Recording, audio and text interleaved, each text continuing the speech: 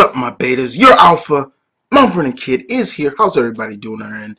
And today, guys, we're going to check out another vid for you guys. I hope you guys hit that play button. God damn it, you're going to get your entertainment's worth.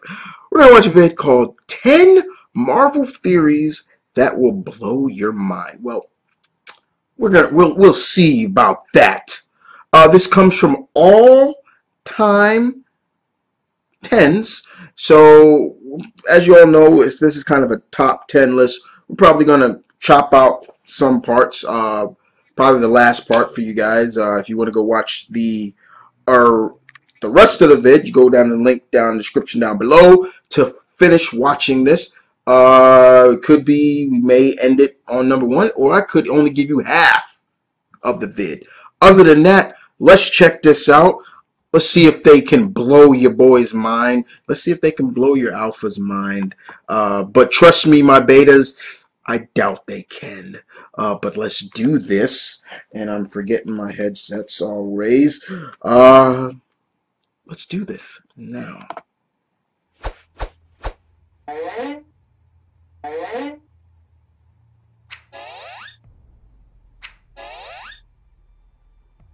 10 theories about the Marvel Universe that will blow your mind. Number 10. Loki lost on purpose.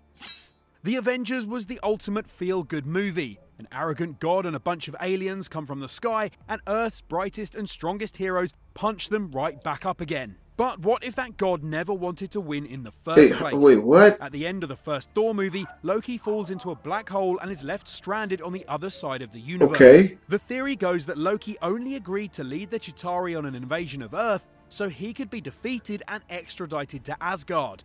After all, Loki makes his disinterest in ruling Earth clear to Thor. This theory helps explain a lot of the dumb mistakes Loki made in the Avengers, like drawing attention to his plan to invade the Earth in advance, or attacking a city rather than strategic military locations. On top of which, it would also perfectly fit Loki's profile as a trickster and a schemer. He is supposed to be the god of mischief after all, so I see where they're going with this. Him. Number 9. Groot the God. We all love the Guardians of the Galaxy, from Gamora to Drax to... Wait, who's this guy again? I am Groot. Okay, we get it, but did you know there may be more to everyone's favourite unkillable talking tree than a silly catchphrase? In a relatively new theory, Marvel fans are claiming that Groot may in fact be a god. We all know that in the MCU, the Earth is one of 9 realms linked by something called Yggdrasil, or the World Tree. As in Norse mythology, the World Tree links together the universe's different realms. While this is likely a metaphor for a cosmic energy uniting the different lands, some argue that there used to be a literal tree and that Groot is a sapling of it. This would explain why Groot is able to survive near complete destruction, as well as providing a reason that no one seems to know Groot's origins. If Groot really is an immortal deity almost as old as time, his future role in the MCU could be far greater than just hanging out with jacked, overly literal aliens and trash pandas. Number 8. Where is the Soul Stone? Even the most casual Marvel fans will likely have heard of the Infinity Stones. Basically, they're a collection of 6 shiny gems, each with their own unique, universe-bending, powerful ability. And when we say powerful, we mean it. The Power Stone has the ability to wipe out entire planets in one blast, and the Reality Stone can warp the universe and even return it to a pre-Big Bang state. There's little doubt that Avengers Infinity War will bring all 6 stones together in 2018. But before Thanos can start wielding his intergalactic power glove, we still need to see the Soul Stone. While all the other Infinity Stones have appeared in the movies, the location of the Soul Stone, which supposedly has the ability to collect and steal people's souls, is still a mystery. Some argue it's tucked away inside Thor's hammer, which we saw Hela blow into pieces in the Ragnarok trailer. Hela being in possession of an Infinity Stone would certainly make teaming up with the Hulk and defeating her all the more important. Others claim that Heimdall has the stone in his eyes, allowing him to see the entire universe. That would fit Thor's vision of a future where Thanos had the Infinity Stones, in which Heimdall has been blinded. Number 7. Reality Stone Recast. Speaking of Infinity Stones, this theory suggests that Marvel and Disney plan to use the weapon for the one thing more important than universe-wide conquest: saving money. As mentioned earlier, the reality stone is pretty powerful. Specifically, it gives the wielder the power to warp reality to their whims, even so far as changing who ended up donning the Iron Man armor or chucking cash. I've also had a theory about that too. Online theorists have wondered if Marvel may use this power to recast several of their more prominent superheroes. Yep, I had a theory about this. I'm not gonna lie about this one. I've had a theory. With its hard-earned cash. Part of the reason The Avengers was only nominated for one Oscar, Best Visual Effects, is because the studio refused to fund an awards season campaign for the film. So it wouldn't exactly be beyond Marvel to kick out a few of its more high-profile stars by using the Reality Stone to recast their parts. This would allow Marvel to keep their most iconic and popular characters in use while not having to shell out the big bucks on actor salaries or rebooting every single character. And Infinity Wars would be the perfect time to do it. Chris Hemsworth, Chris Evans and Samuel L. Jackson will all have finished their contracts and will be looking to renegotiate. Number 6. Peggy Carter Stark.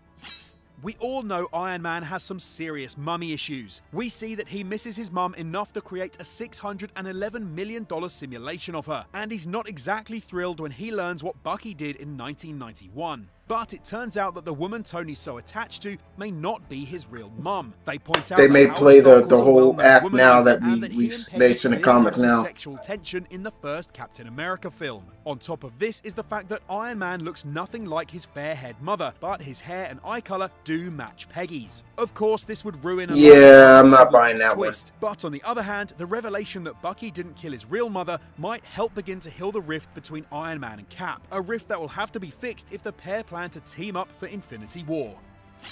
Number 5. The Winter Punisher. What? Marvel's TV shows have a much grittier tone than the movies, and perhaps the darkest of their TV characters is Frank Castle, aka the Punisher. Right. When he isn't giving monologues about his family being gunned down, he's murdering his way through entire hordes of prisoners, finding ways to turn a coffee pot into a deadly weapon, and shotgunning gangsters in the face. So you might be surprised to hear that many theorists believe that Punisher has appeared in the MCU twice. In Captain America 2, the good one, there's a scene in which Nick Fury gets chased down by Hydra agents in police cars. Just as he's about to be caught, a lorry comes out of nowhere and takes out 2 cop cars. Later in the same film, the same lorry can be seen again with a different trailer, and again it helps take out a bad guy. Some theorists have taken this to mean that the driver of the van is the Punisher, a man with a comic book friendship with Fury and no qualms about killing. While this evidence may seem a little thin, the movie's director has hinted that there's something to it. When asked about the serendipitous lorry, he replied, "The man who drives that truck is highly trained. He thinks on his own terms. He's got a plan and a very specific skill set." I ain't buying that one. Number 4. Civil War. The airport fight in the middle of Civil War is arguably the greatest superhero brawl ever put on the big screen. Throwing that many characters into one scene always ran the risk of coming across like a 10-year-old smashing his toys together. But the Russo brothers not only managed to keep the fight coherent, but also found time to give each hero their own moments. But one thing that always seems strange about the film is that Iron Man would just drop the inexperienced teenage Spider-Man with some of the most ridiculously dangerous humans alive. Is Tony Stark just massively irresponsible? Well, yes in general, but a new theory lets Iron Man off the hook for this one. The argument goes that Tony knew that having an innocent teen in the danger zone would help rein in the warring heroes, most of whom are still essentially good people, and stop them from taking the violence too far. And the best thing about this theory, it totally works. 12 superpowered people duked it out and only one got seriously hurt. That's a win for Tony's battle dampening strategy. Number 3. Fury the Seer. S.H.I.E.L.D. has been attacked by aliens, rogue robots, and Hydra agents hidden within its own organization. Its helicarriers have crashed and its bases have been smashed, and yet its head, Nick Samuel L. Fury, always seems to have the perfect backup plan to save the day. This phenomenal planning has led some online theorists to claim that Fury can see the future. After all, how would Fury know to have spare helicarriers hanging around and secret bunkers at the ready if he couldn't see into the future? This theory isn't as silly as it may sound. As we learned from Agents of S.H.I.E.L.D. Season 1 finale, clairvoyant characters do exist in the Marvel Universe, and on a symbolic level, being blind or partly sighted is an impairment often given to future-seeing characters in myth and fiction. And that's not even the strangest Nick Fury theory out there. Some claim that his quote on his gravestone in Winter Soldier proves that he's actually Jules from Pulp Fiction. What? Number 2. Okay, this one, yeah, I believe Red Skull's still alive. I hated how they did Red Skull. Villains. So it seems a little And they could strange easily that the MCU recast was him willing to too. kill him off so easily. For those of you who don't remember Captain America: The First Avenger, here's a reminder. The climax of the movie comes when Red Skull picks up the Tesseract for the first time. The blue space cube appears to melt Red Skull, hitting him with cosmic energy and presumably killing him. Yet that's not what the Tesseract does to anyone else. In all other films, it acts only as a teleporter, capable of sending people to any point across the universe. This fact has got people questioning just what happened to Red Skull. Many believe that rather than dying, he was merely shot across the universe, ready to return in a later film. Some even claim that the exposure to so much cosmic energy and the decades in space have turned his skin scarred and purple. And you can see where we're going. Oh, I'm not buying that one. I'm not buying this. The villain returning in one form or another. Hell no. Fuck no, I'm not buying that one. Okay, and we're gonna end it right there, y'all. Yeah, you wanna watch the last one part to that? Link in the description down below. I'm not buying that last part, what they just said. Red Skull, Thanos. Fuck no, I'm not buying that. I do believe that, yes, Skull's not dead, and you could easily recast him. Hugo Weaving doesn't want to come back for that role. Fine. Get another actor to play him, because you don't have to have him with the face. Just have him with the full skull. Red Skull, what he's called? He's called the Red Skull. He shouldn't be wearing a mask anymore. But I can find belief in that, yeah, that he's still alive. I believe he's still alive, too. But other than that, okay. Some of these, they didn't blow my mind. But there were some interesting theories. The Groot one kind of had me because in the old comics, Groot is a lot older than you think he is. His race himself, he's really old. And at one point, he didn't just say, I am Groot. He could speak in full sentences. Go back and read Guardians from back in the day. You'll understand what I'm talking about. Him being a god, kind of interesting. But it's still interesting. The whole Tony Stark mother being Peggy Carter, that's disgusting. I'm not buying that one either. Good try, but no, not really. That was just crazy. The whole using the reality stone one they use, I have a belief in that too. My biggest theory on that, which I've always felt was interesting, was people used to always ask me, like, they used to say, well, they still do today. Like, they say, hey Chris, hey kid. You guys call me kid. You guys call me Chris. You guys call me my full name on YouTube. I've always just, especially ones closest to me, I always just say, guys, you call me Chris. It don't matter. But you guys always ask me a couple of times, like, how would you introduce characters like the FF, and the only two worlds that haven't been introduced that are not with Marvel, the FF and the X-Men? I always said the Reality Stone.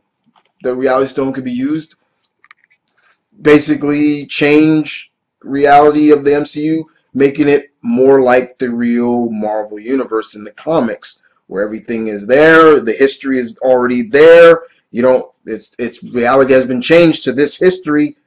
There you go. But what do I know? I'm just a fan, right?